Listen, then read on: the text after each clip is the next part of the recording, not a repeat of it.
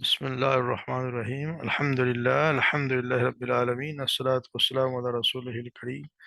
أشهد أن لا إله إلا الله وحده لا شريك له وأشهد أن محمدا عبده ورسوله نبينا محمد صلى الله عليه وسلم رب اشرح لي صدري ويسر لي أمري واحلل عقدة من لساني يفقهوا قولي ربنا زدنا علما ربنا زدنا علما ربنا زدنا علما اللهم فقنا في الدين اللهم فقنا في الدين اللهم فقنا في الدین. السلام علیکم ورحمۃ اللہ وبرکاتہ. امید ہے سب لوگ خیریت سے ہوں گے. سب کو قرآن کلاس میں خوش آمدید. اللہ تبارک و تعالی ہمارے وقت قبول فرمائے. اعوذ باللہ من الشیطان الرجیم. بسم اللہ الرحمن الرحیم. وقال الذين كفروا لرسلهم لنخرجنكم من أرضنا أو لتعودن في ملتنا فأوحى إليهم ربهم لنخلقن الظالمين ولنسكننكم الأرض من بعدهم ذلك لمن خاف مقامي وخاف وعيد فاستفتحوا وخاب كل جبار عنيد من ورائه جهنم ويسقى من ماء صديد يتجرعه ولا يكود يسيغه ويأتيه الموت من كل مكان وما هو بميت ومن ورائه عذاب غليظ. صدق اللہ العظیم.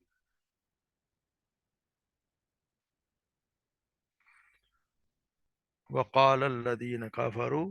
اور کہا کافروں نے، لرسولہم، اپنے رسولوں سے، لنخرجنکم، کہ ضرور بضرور ہم نکال دیں گے تمہیں، من اردنا، ہماری زمین سے یا ہمارے شہروں سے،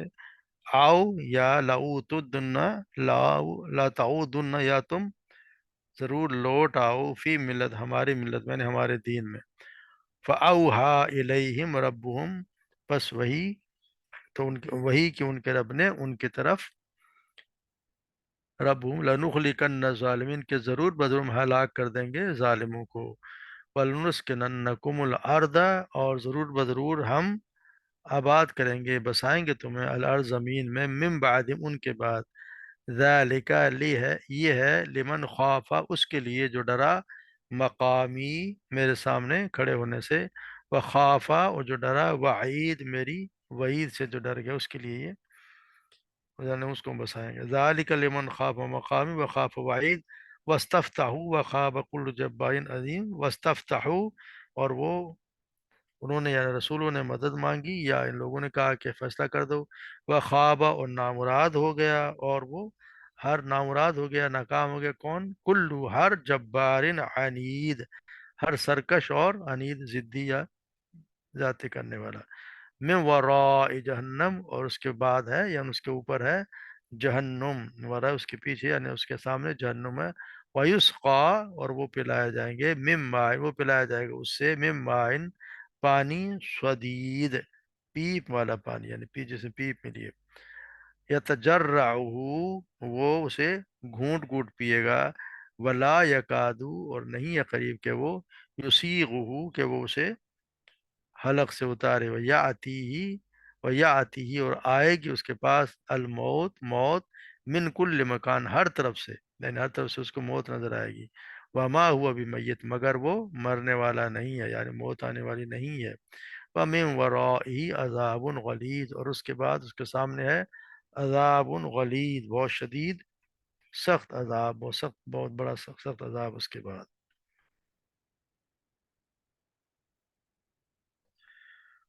تم جیسے کل کا جو سبق کو آگے بڑھ رہا ہے، پھر کہا قال الذین کفروا رسولہم، رسولوں سے ان کافروں نے کہا، یعنی کہ کافروں سے جب انہوں نے دیکھا کہ انبیاء جو ہے انبیاء کرام صبر کے ہر مصیبت جھیل رہے ہیں اور اللہ پر ان کا زبردست بھروسہ ہے، کہ دعوت کی راہ میں جو بھی کوئی مشکلات آتی ہیں ان کو کوئی پرواہ نہیں ہے۔ تو انہوں نے پھر علل اعلان انہوں نے دھمکی دے دی کہ یا تو ہمارا دین اختیار کرو، قال الذین کا رسول اللہ نخرجنکم من ارضنا، ہم نکال دیں گے تمہیں زمین سے، یا تو ہماری ملت واپس لوٹ آؤ، یا تو یعنی تمہیں ہمارے دین میں لوٹ آؤ ورنہ اپنے گھر بار وطن کو تمہیں چھوڑنا پڑے گا۔ یعنی کہ انہوں نے دھمکی دی ہے۔ اللہ تبارک و تعالیٰ نے کیا فرمایا، انہوں نے کہا کہ اللہ تبارک و تعالیٰ کرے آپ پریشان نہ ہوں، ہم ظالموں کو ضرور ہلاک کر دیں گے اور زمین کا مالک بھی آپ کو بنائیں گے۔ یعنی مشرقین کے میں قریش سے بھی کے بارے میں یہ کہا جاتا ہے کہ انہوں نے بھی آپ صلی اللہ علیہ وسلم کو وہاں سے نکالنے کی دھمکی دی، مکہ سے نکالنے کی۔ یہ ملت میں واپس آنے کا مطلب یہ قطعی نہیں ہے کہ کوئی انبیاء علیہ السلام کو نعوذ باللہ من سے نبوت سے سرفراز ہونے سے پہلے کوئی اپنی گمراہ قوموں کی ملت میں کوئی شامل ہوا کرتے تھے، بلکہ اس کے معنی ہے کہ نبوت سے پہلے چونکہ وہ ایک طرح کی خاموش زندگی گزارا کرتے تھے، کسی دین کی تبلیغ اور کسی جو اس وقت کا جو دین تھا اس کی تردید نہیں کرتے تھے، اس لیے ان کی قوم بھی یہ سمجھتی تھی کہ وہ ہماری ہی ملت میں ہے، اور نبوت کا کام شروع کر دینے کے بعد ان پر یہ الزام لگایا جاتا تھا کہ وہ ملت کے جو آباء و اجداد کے جو دین ہے اس سے وہ نکل گئے، حالانکہ نبوت سے پہلے بھی کبھی مشرکین کے وہ دین میں شامل ہوئے ہی نہ تھے، تو ان پہ خروج کا الزام کس طرح لگ سکتا ہے، مگر جس طرح ان کا یہ کہنا تھا کہ آپ ہمارے دین میں واپس آ جائیں تو ورنہ پھر ہم آپ کو زمین سے نکال دیں گے۔ اس سے آپ قریش مکہ بھی آپ صلی اللہ علیہ وسلم یہی کہا کرتے ہم تمہیں نکال دیں گے، جیسے بنی اسرائیل میں اللہ تبارک و تعالیٰ فرماتے ہیں وَإِنْ كَادُوا يَسْتَفِزُّونَكَ مِنَ الْأَرْضِ لِيُخْرِجُوكَ مِنْهَا وَإِذًا لَا يَلْبَثُونَ خِلَافَكَ إِلَّا قَلِيلًا، اور بے شک وہ قریب تھے کہ تجھے ضرور ہی اس سرزمین سے پھسلا دیں تاکہ تجھے اس سے نکال دیں، اور اس وقت وہ تیرے بعد اس میں ٹھہریں گے نہیں مگر بہت کم۔ اسی طرح جیسے ہم سورہ انفال میں پڑھ رہے ہیں وَإِذْ يَمْكُرُ بِكَ الَّذِينَ كَفَرُوا لِيُثْبِتُوكَ وَيَقْتُلُوكَ وَيُخْرِجُوكَ، اور جب وہ لوگ نے کفر کیا تیرے خلاف خفیہ تدبیریں کر رہے تھے کہ تاکہ تجھے قتل کر دیں یا تجھے قید کر دیں یا تجھے نکال دیں، وَيَمْكُرُونَ وَيَمْكُرُ اللَّهُ، اور خفیہ تدبیریں کر رہے تھے تو اللہ بھی خفیہ تدبیر کر رہا تھا، وَاللَّهُ خَيْرُ الْمَاكِرِينَ، اللہ تبارک و تعالیٰ سب خفیہ تدبیر کرنے والوں سے بہتر تدبیر کرنے والا ہے۔ تو یہ ان کا یہ رہا، لیکن ہوا کیا، ان سب چالوں کے باوجود اللہ تبارک و تعالیٰ کا کرنا ایسا ہوا کہ اس نے اپنے رسول کو فتح و نصرت سے سرفراز کیا، اور مکہ سے نکلنے کے سبب انصار اور مددگار اور ایسے مجاہدین اللہ تبارک و تعالیٰ نے آپ صلی اللہ علیہ وسلم کو فراہم کر دیے کہ جن کی وجہ سے اللہ تعالیٰ کے راستے میں جنہوں نے جہاد کیا، اور اس وجہ سے اللہ تبارک و تعالیٰ اپنے دین کو دنیا میں پھیلانے کے لیے اپنی رحمت و نصرت کے دروازے کھول دیے، حتیٰ کہ وہ مکہ بھی فتح ہو گیا جس کے رہنے والوں نے آپ کو ہجرت پر مجبور کر دیا تھا، اللہ تبارک و تعالیٰ نے آپ کو مکہ پر قبضہ بھی عطا فرما دیا اور تمام دشمنوں کو خاک میں ملا دیا، ہوا ان کا تعلق مکہ سے تھا اور مکہ کے باہر کے علاقوں سے، یہاں تک کہ لوگ جو پھر فوج در فوج اللہ کے دین میں داخل ہونا شروع ہو گئے، اور بہت ہی کم عرصہ گزرا تھا کہ اللہ تبارک و تعالیٰ کا کلمہ اور اس کا دین مشرق و مغرب کے تمام ادیان پر غالب آ گیا۔ زیادہ سے زیادہ 15 16 سال گزرے تھے کہ وہ پھر وہی جس پہ جو نکاح آپ صلی اللہ علیہ وسلم کو نکالا تھا اس پہ اللہ تبارک و تعالیٰ نے پھر ان کے قبضے میں دلا دیا، اور مکہ جو ہے پھر مکہ کیا بلکہ سارے عرب سے ہی کوئی مشرک بھی وہاں نہ بچا، سب کو نکال دیا گیا، ان کو یہ کہہ دیا گیا کہ کوئی بھی آج کے بعد اس یہاں پہ رہے گا نہیں، کیونکہ یہاں پہ جو بھی یہ ہوگا ہر کسی جو جو مسلمان ہوگا وہیں رہے گا، کسی مشرق کے لیے یہاں پہ کوئی جگہ نہیں ہے، اور یہ کہہ دیا اللہ تعالیٰ نسک ننکم من ارضی بعد ذالک لمن خاف مقامی وخاف وعید، اور پھر ہم بسائیں گے ان لوگوں کو جو ان کے بعد جو اس زمین میں جو ان کے بعد اس زمین میں ان کو بسا دیں گے، اور وہ اس کس کے لیے ہوگا جو میری جواب دہی کی اور خوف رکھتا ہو اور میری وحی سے ڈرتا ہو۔ تو پھر جیسے دوسرے کا وَاسْتَفْتَحُوا بِخَابَ كُلُّ جَبَّارٍ عَنِيدٍ، ہر اس کے بعد انہوں نے فیصلہ چاہا، یعنی یا تو ان کا فیصلہ ہوا یا پھر رسولوں نے فیصلہ چاہا، تو ان کا فیصلہ تو یہ وقت جیسے وہ ہم پڑھتے آئے ہیں کہ وہ کہا کرتے تھے کہ جی ان پہ ہمارے پہ ان کو کیوں نہیں آتی، ہم پہ کیوں نہیں آتا عذاب، وہ خود مانگتے تھے کہ اگر ایسا ہے، اگر ایسے سچ ہے تو پھر عذاب ہم پہ کیوں نہیں آتا، ہم پہ تو عذاب آ جانا چاہیے، وہ خود مانگا کرتے تھے ان اللہم ان کان ھذا هو الحق من عندک فامطر علینا حجارۃ من السماء واتنا واویتنا بعذاب علیم، اے اللہ اگر تو صرف یہی تیری طرف سے حق ہے تو ہم پر آسمان سے پتھر برسا دے، یہاں پر کوئی دردناک عذاب لیا، تو یہ اللہ تو خود مانگا کرتے تو اللہ تعالیٰ نے مشرکوں سے پھر مخاطب کرتے فرمایا کہ استفتحوا فقد جاءکم الفتح، اگر تم فیصلہ چاہو تو یقین تمہارے پاس فیصلہ آ چکا ہے، وَإِن تَنْتَهُوا فَهُوَ خَيْرٌ لَكُمْ، اور اگر تم باز آ جاؤ تو تمہارے لیے بہتر ہے۔ تو یہ ہے، یہ اس میں یہ دونوں باتیں ہیں کہ یہ کہنے والے مشرک بھی ہو سکتے ہیں کہ انہوں نے بالآخر اللہ تبارک و تعالیٰ سے فیصلہ طلب کیا، یعنی اگر انہیں یہ رسول سچے ہیں تو ہمیں اپنے عذاب کے ذریعے سے ہلاک کر دے، جیسے کہ مشرکین مکہ نے غزوہ بدر کے موقع پر بھی انہوں نے یہی کہا تھا کہ یہی آرزو کی تھی کہ یا کہ اگر یہ سچ جو واقعہ اس کو غالب آ جاتے، انہوں نے آرزو کی تھی، یا پھر اس کا یہ مطلب یہ ہوتا ہے کہ رسولوں نے کہ یہ کہ یا رسولوں نے کہا کہ یا اللہ ہمارے دشمنوں پر غلبہ ہمیں نصیب فرما دے اور ہمارے ان کے درمیان آخری فیصلہ کر دے، تو اللہ تبارک و تعالیٰ نے ان کی مدد فرمائی اور انہوں نے اپنے دشمن کو غلبہ دے دیا، اور ہر سرکش و نافرمان کو منہ کی کھانی پڑی، اور جہنم بھی ان کا پیچھا کر رہا ہے، جہاں انہیں پینے کے لیے پھر جہنم بھی ان کا پیچھا کر، پھر ان کا ہوگا کیا، من ورائے جہنم ویسقا من ماء، پھر ان کو پینے کے لیے دیا جائے گا وہ پانی شدید جو پیپ زدہ ہو جائے، پیپ جب جہنمیوں کا جو پیپ ہوگا وہ ان کو پینے کے لیے دیا جائے گا، وتجرہ ولا یکاد یسیغ، وہ اسے پینے کی کوشش کر حلق سے اتارنے کی کوشش کریں گے مگر وہ مشکل ہی سے وہ اترے گا، وہاں سے اس کے منہ سے اترے گا بھی نہیں، یا آتی موت من کل مکان، اور ہر طرف سے موت ان کو نظر آئے گی، ہر طرف سے موت آئے گی، اگر ہوگا کہ ان کو موت آئے گی مگر موت آئے گی نہیں، مرے گا، ان کی خواہش تو یہ ہوگی کہ موت آ جائے مگر وہ مریں گے نہیں۔ یہ جو ہے ہر سرکش سرکش جو قبول حق میں ہر درمی سے اٹکا ہوا ہے اس کے لیے یہ ہے، جیسے حضرت ابو ہریرہ بیان کرتے ہیں کہ آپ سے فرمایا کہ ایک گردن قیامت کے دن دوزخ سے نکلے گی، اس کی دو آنکھیں ہوں گی کہ وہ دیکھتی ہوگی، دو کان ہوں گے کہ سنتے ہوں گے، اس کی ایک زبان کی بولتی ہوگی، وہ کہے گی کہ میں تین قسم کے لوگوں کے لیے مقرر ہوئی ہیں، ایک جبار و سرکش، دوسرے جس نے اللہ کے ساتھ کسی کو شریک کیا، اور تیسرے مصور لوگ جو جانداروں کی تصاویر بناتے ہیں۔ اور پھر یہ کہا ہوگا کبھی اس کا من ماء شدید، جہنم ان کے پینے کے لیے سوائے گرم کھولتے ہوئے پانی کے اور پیپ کے اور کچھ بھی نہیں ہوگا، اور انتہائی گرم اور سخت بدبودار ہوگا، ایسا ایسا اللہ تبارک و تعالیٰ سورہ سعاد میں فرماتے ہیں یہ وہ سزا سو وہ اسے چکھیں، کھولتا ہوا پانی اور پیپ، اور دوسری کی ہم شکل کئی اور قسمیں، جیسے سورہ محمد میں اللہ تبارک و تعالیٰ فرماتے ہیں وَسُقُوا مَاءً حَمِيًّا وَقَطَّعَ أَمْعَاءَهُمْ، اور جنہیں کھولتا ہوا پانی پلایا جائے گا تو ان کی انتڑیاں ٹکڑے ٹکڑے کر دے گا،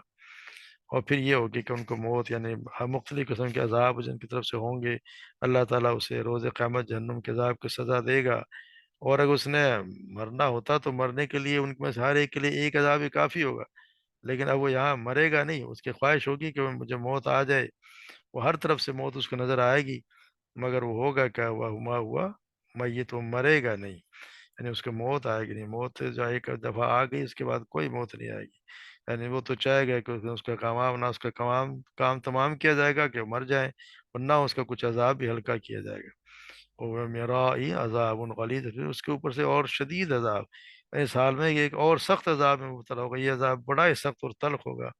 جیسا کہ اللہ تبارک و تعالیٰ نے زقوم کے درخت کے بارے میں فرمایا کہ بے شک ایسا درخت ہے جو بھڑکتی ہوئی آگ کی تہ میں اگتا ہے، جس کے خوش ایسے جیسے دو وہ شیطانوں کے سر ہوں، بس بے شک وہ یقیناً اس کے کھانے والے ہیں، پھر اس کے پیٹ بھرنے والے ہیں، پھر بلا شبہ اس کے لیے اس پر یقیناً سخت گرم پانی کی آمیزش ہے، پھر بلا شبہ ان کی واپسی یقیناً بھڑکتی ہوئی آگ کی طرف ہوگی، اس طرح جیسے ہم سورہ رحمان میں پڑھا ہے هذه جہنم التي يكذب بها المجرمون يطوفون بينها وبين حميم آن، یہی ہے وہ جہنم جسے مجرم لوگ جھٹلاتے تھے اور وہ اس کے درمیان اور کھولتے ہوئے پانی کے درمیان چکر کاٹتے رہیں گے، تو یہ اللہ تبارک و تعالیٰ ہم سب کو اسے محفوظ رکھے، جو وہاں چلا گیا اس کے پھر بربادی ہی بربادی ہے، ایک لمحے کے لیے بھی اللہ تبارک و تعالیٰ جہنم کے قریب بھی نہ لے کے جائے، ہمیں اسے دور رکھے بلکہ اس کی آواز بھی سنائی نہ دے، کیونکہ یہاں کا حال یہ کہ سیدنا نعمان بن بشیر پر بیان کراتے آپ صلی اللہ علیہ وسلم نے فرمایا سب سے ہلکا عذاب اس کو ہوگا جو دو جوتیاں اور دو تسمے آگ کے پہنے ہوئے ہوگا، جس سے اس کا دماغ اس کی اس طرح ابلے گا جس طرح ہنڈیا ابلتی ہے، اور وہ سمجھے گا کہ اس سے زیادہ عذاب کسی کو نہیں دیا، کسی کو بھی نہیں ہوا، حالانکہ اس کو سب سے ہلکا عذاب ہوگا، یعنی جہنم کا عذاب سب سے ہلکے عذاب والا بھی یہ سمجھ رہا ہوگا کہ سب سے سخت عذاب مجھے دیا جا رہا ہے، اللہ تبارک و تعالی ہمیں اس سے جہنم کے عذاب سے بچائے، اس کی ہر اور ہر اس عمل سے بچائے جو جہنم کے قریب کر دے۔ تو اس کا طریقہ یہی ہے کہ ہمیں اللہ تبارک و تعالیٰ کے بتائے ہوئے طریقوں کا، آپ صلی اللہ علیہ وسلم کے بتائے ہوئے طریقوں کے مطابق اعمال صالح کریں اور نیک اعمال کریں، اور اپنی نیکیوں کو ضائع نہ کریں، ان کو سنبھال کے رکھیں، کم سے کم برائیوں سے بچتے رہیں، جتنی کوشش ہو برائی نہ کریں، برائی سے بچیں تاکہ اپنی نیکیاں کام آئیں۔ نیکیاں ہوں گی، جس کا میزان بھاری ہوگا وہی پھر جنت کا حقدار ہوگا، اور اس جہنم سے جس کی ہم کچھ ابھی صفات پڑھی ہیں اور کیا کیا کس طرح کا عذاب ہوگا، اللہ تبارک و تعالیٰ اس سے بچائے۔ اس سے وہی بچے گا جو اللہ سے ڈرے گا، اور اس سے ڈرنے کا مطلب یہ ہے کہ ہر وقت یہ انسان کے ذہن میں رہے، جب بھی کوئی برا کام کرنے لگے، کہ اللہ تبارک و تعالیٰ مجھے دیکھ رہا ہے، میری اس بات سن رہا ہے، جو میرے دل میں ہے وہ بھی اللہ تبارک و تعالیٰ کو علم ہے، اور ایک ایک چیز وہاں پہ، ہر ایک چیز رائے کے دانے کے برابر بھی جو ہم نے کی ہوگی۔ فَمَن يَعْمَلْ مِثْقَالَ ذَرَّةٍ خَيْرًا يَرَهُ وَمَن يَعْمَلْ مِثْقَالَ ذَرَّةٍ شَرًّا يَرَهُ۔ جو جو ایک دانے کے برابر بھی کیا ہوگا وہ اس دن ظاہر ہوگا، وہ دیکھ لے گا، اور جو ایک دانے کے برابر برائی بھی کی ہوگی تو وہ بھی وہ اس دن دیکھ لے گا۔ تو اللہ تبارک و تعالیٰ اس دن کی رسوائی سے بچائے۔ اس دن بہت بڑی رسوائی ہے کہ سب لوگوں کے سامنے میرے اعمال نامہ کھولا جائے، اور مجھے سب کو سنایا جائے کہ میں کیا کرتا رہا ہوں۔ تو اللہ تبارک و تعالیٰ جو پچھلے گناہ ہو گئے ان کے معافی مانگ لی جائے، اور جو اپنے خلوص دل سے اللہ تبارک و تعالیٰ سے معافی مانگ لیتا، اللہ تبارک و تعالیٰ اس کے پچھلے گناہوں کو معاف فرما دیتے ہیں، بلکہ اس کے سیئات کو حسنات سے تبدیل بھی کر دیتے ہیں۔ تو اللہ تبارک و تعالیٰ، اور آگے کے لیے آگے کے لیے اللہ تبارک و تعالیٰ سے وعدہ کر لیں کہ آئندہ ہم گناہ نہیں کریں گے، اور بشرط خاص سے گناہ ہو ہی جاتا ہے، جب گناہ ہو جائے تو فوراً اس سے معافی مانگ لی جائے، اور آئندہ نہ کرنے کا عزم کیا جائے، مصمم ارادہ، پکا ارادہ کرنا چاہیے کہ آئندہ انشاءاللہ مجھ سے یہ گناہ نہیں ہوگا، اور ہو جائے تو پھر یہ ہے کہ اس سے معافی مانگے، اور پھر ہو جائے تو پھر معافی مانگ لے۔ اللہ تبارک و تعالیٰ سے تو معافی مانگنے میں کوئی کوئی آر ہے ہی نہیں۔ اس نے تو کہا جتنے دفعہ معافی مانگو اللہ تبارک و تعالیٰ بخشنے کے لیے تیار ہے، مگر یہ کہ جان کے گناہ نہ کرے کہ میں گناہ کروں اور پھر معافی مانگوں، کہ پھر گناہ جان کے کروں، جان کے نہ کرے۔ جو ہو گیا اس کو، جو ہو گیا وہ اس کی معافی مانگ لی جائے، اور اللہ تبارک و تعالیٰ سے ہر وقت اپنے لیے اور سب کے لیے معافی مانگنی چاہیے، اور ہمارے جو ہمیں سزا مل رہی ہے اللہ تبارک و تعالیٰ کی طرف سے ہمارے ملک میں یا مسلمانوں کو جو سزا مل رہی ہے یا عذاب آیا وہ اللہ تبارک و تعالیٰ اس سے ہم سب کو نجات دے، اس کے لیے دعا کرتے رہنا چاہیے۔ وما علینا الا البلاغ۔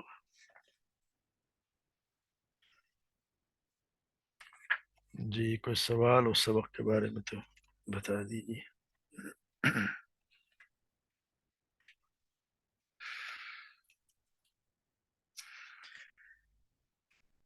وقت کافی ہے، ایک حدیث مبارک پڑھ لیتے ہیں۔ جیسے جسم کے ہر ہر جوڑ کے جانب سے ایک صدقہ ضرور دینا، جس کے بارے میں حدیث ہے کہ سیدنا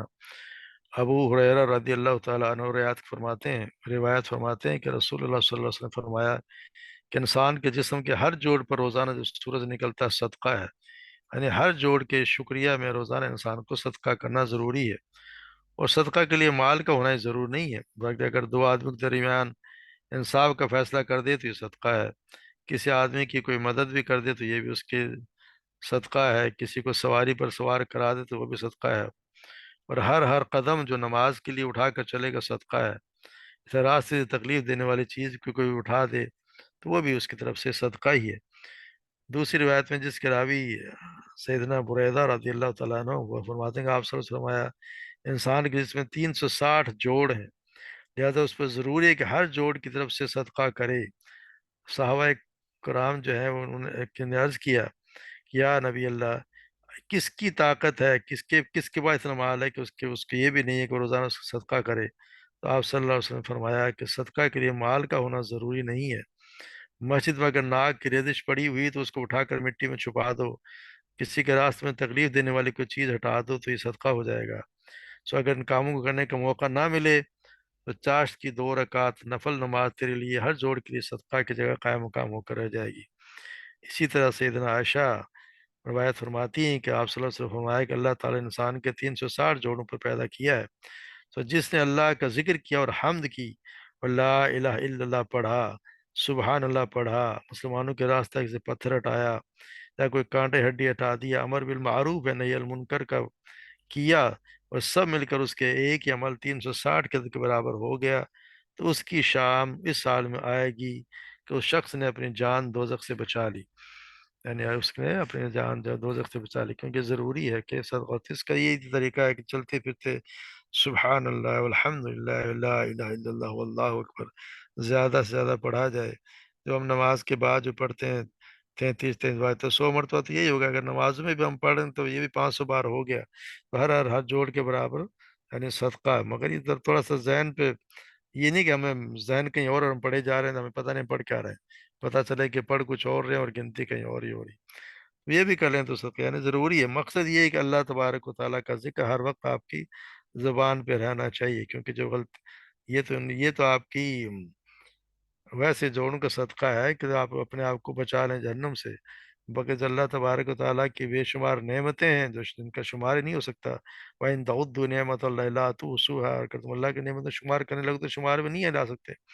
تو اللہ تبارک قرآن مجید میں جگہ جگہ نعمتوں کا ذکر بھی کیا ہے، جو اللہ تعالیٰ نے اس کو جو دی ہے، اس کو پیدا کرنا، اعضا اس کے صحیح سالم عافیت سے رکھنا، اچھی صورت، دل، دماغ، ناک، کان جتنے دیے، بیوی بچے، اولاد، پھر عزت و سب کچھ دی ہے، اس اللہ تبارک طرف سے نعمتیں ہیں، تو ان کا شکر بھی ادا کرنا چاہیے۔ اور کیا یہ بھی ہے کہ ابو درداء فرماتے ہیں کہ اللہ کی کتنی نعمتیں رگ میں ہیں جو ساکن ہے، یعنی اگر ٹھہری اگر رک جاری ہو جائے، یعنی اگر کوئی آپ کی آرٹری بھی اگر جس میں خون چل رہا ہے اگر وہی جاری ہو جائے، خون بہنے لگ جائے تو کیا ہوگا؟ وہ بھی زندگی، انسان سے زندگی چلی جائے گی۔ تو اللہ تبارک نے ایک آنکھ کی کتنی بڑی نعمت دی کہ ہم اسے دیکھتے ہوتے ہیں، تو ہر چیز کے نعمت کا شکر ادا کرنا بھی اللہ تبارک و تعالیٰ کے یعنی قول سے اور عمل سے بھی ایک ایک چیز کا شکر ادا کرنا، کیونکہ آپ زبان سے اب کر ہی نہ، آپ کسی چیز کا شکر ادا کر ہی نہیں سکتے۔ نعمت جو اللہ تبارک و تعالیٰ ہمیں دی ہے اس کے کسی کا بھی ہم بدلہ دے نہیں سکتے، کیونکہ کہتے ہیں کہ ایک شخص سیدنا یونس بن عبیدہ کے پاس ہے، اپنی تنگی معاش کی شکایت کی، تو آپ نے فرمایا تو ایک اپنی اس آنکھ کے بدلے 1,00,000 درہم لے سکتا ہے؟ اس نے دیا، اس نے کہا کہ نہیں۔ اس نے کہا کہ اپنے ایک ہاتھ کے عوض 1,00,000 درہم لے سکتا ہے؟ اس نے اس سے بھی انکار کر دیا۔ پھر اسی طرح پاؤں کے بدلے پوچھا، اس طرح ہر ہر چیز کے متعلق پوچھا تو انکار کرتا رہا، تو آخر انہوں نے فرمایا کہ میرے خیال میں تو تیرے پاس لاکھوں کی رقم کی چیزیں موجود ہیں، تو پھر بھی محتاجگی کی شکایت کرنا، ناشکری کر رہا ہے۔ یعنی اللہ تبارک و تعالیٰ نے جو چیزیں دی ہیں تو اس کی ناشکری نہیں کرنی چاہیے۔ اس طرح آپ نے فرمایا کہ بعض لوگ قیامت کے روز اس قدر نیک اعمال لے کر آئیں گے کہ اگر پہاڑ پر رکھ دیے جائیں تو پہاڑ کو بھی بوجھ لگنے لگے، اس وقت اللہ کی نعمتوں میں سے ایک نعمت کھڑی ہو کر تمام اعمال کے بدلے اپنے بدلے میں لے کر ختم کرنے لگے گی، یعنی اگر نعمتوں کے مقابلے میں اعمال لیے جائیں تو کسی ایک کی بھی نیکی نہ بچے گی۔ تو یہ ہو گیا ہے کہ مگر بات یہ کہ اپنے فضل سے اللہ تبارک و تعالیٰ رحمت فرما دیں تو وہ گناہ بھی معاف فرما دیں گے اور نیکیوں کا اجر بھی دے دیں گے۔ ہم جو نیکیاں کرتے ہیں وہ ہماری کسی گنتی میں شمار ہوں گی نہیں، اللہ تبارک و تعالیٰ کی رحمت ضرور مانگتے ہیں۔ آپ صلی اللہ علیہ وسلم اگر فرمایا تو وہ نیکیاں کرنی ہیں، مگر اس سے کوئی یہ امید نہ رکھے کہ میں جو نیکیاں کر رہا ہوں اس کی وجہ سے میں جنت میں چلا جاؤں گا۔ اس کا ایک واقعہ آتا ہے کہ جی سیدنا جبریل علیہ السلام نے آپ صلی اللہ علیہ وسلم سے عرض کیا کہ ایک عابد نے، یعنی ایک بہت بڑا عبادت گزار تھا، اس نے ایک پہاڑ کی چوٹی پر 500 سال تک اللہ تبارک و تعالیٰ کی عبادت کی، اور اس نے دعا کی کہ اس کی جان سجدہ کی حالت میں قبض کی جائے۔ جب ہم آسمان سے اترتے اور زمین پہ سے چڑھتے تو اس پر ہمارا گزر ہوتا، اور ہمیں یہ بتایا گیا تھا کہ وہ شخص قیامت کے روز اللہ کے سامنے کھڑا کیا جائے گا، اور اللہ فرمائیں گے کہ میرے بندے کو میری رحمت سے جنت میں داخل کر دو۔ وہ 3 بار کہے گا کہ میں نے 500 سال کی عبادت کی اور اب بھی آپ کے رحمت سے ہی داخل ہوں گا، مجھے میرے عمل کے ذریعے جنت میں داخل کر دیا جائے۔ اس بات پر اللہ تبارک و تعالیٰ فرشتوں سے فرمائیں گے کہ میری نعمتوں اور اس کے اعمال کی میزان لگاؤ۔ وہ میزان لگائیں گے تو نتیجہ یہ نکلے گا کہ صرف ایک آنکھ کی نعمت 500 سال کی عبادت اپنے بدلے میں لے لے گی، اور باقی سارے بدن کی نعمتیں تو رہ جائیں گی جن کے لیے بدلے میں کچھ دینے کے لیے رہے گا ہی نہیں۔ لہٰذا حکم ہوگا کہ اسے دوزخ میں لے جاؤ، لہٰذا وہ دوزخ کی طرف کھینچا جائے گا۔ یہ معاملہ دیکھ کر عابد اللہ کو پکارے گا کہ رحمت سے مجھے جنت میں داخل فرما دیجیے، اپنی رحمت سے مجھے جنت میں داخل فرمائیے، لہٰذا اسے جنت میں داخل کر دیا جائے گا۔ یہ سنا کہ یہ قصہ سنا کر جبرائیل علیہ السلام نے عرض کیا کہ اے محمد صلی اللہ علیہ وسلم، سب کچھ اللہ کی رحمت سے ہوتا ہے، یعنی اللہ تبارک و تعالیٰ کی رحمت سے ہی ہوتا ہے، ورنہ ہمارے جن کتنی بے شمار نعمتیں ہیں، چھوٹی چھوٹی ہڈیاں ہیں، اعضاء ہیں، جوڑ ہیں جو انسان کے ذریعے انسان کام کرتا ہے، اگر جوڑ نہ ہو تو پھر اعضاء بھی ادھر ادھر نہ ہل سکے، نہ چلا سکے، نہ کچھ اٹھا سکے، انسان بالکل ساکن ہو جائے۔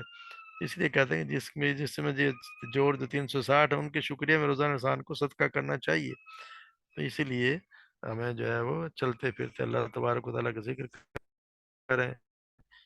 اور کم سے کم 2 رکعت جو فجر کے بعد اشراق کیا تو اس کے کچھ دیر بعد دعا کے چاشت کی ضرورت ہے، وہ 2 رکعت بھی پڑھ لے تو وہ بھی کافی ہو جاتی ہے۔ مگر یہ کہ کوشش کریں کہ جتنے زیادہ سے زیادہ نیکیاں کمائی جا سکیں، ایک مہلت ہے اس میں کما لی جائیں، پھر پتہ نہیں وقت ملتا ہے کہ نہیں ملتا ہے۔ اللہ تبارک و تعالی ہمارے نیکیاں قبول فرمائے اور ہمیں گناہوں سے بچائے۔ ہمارے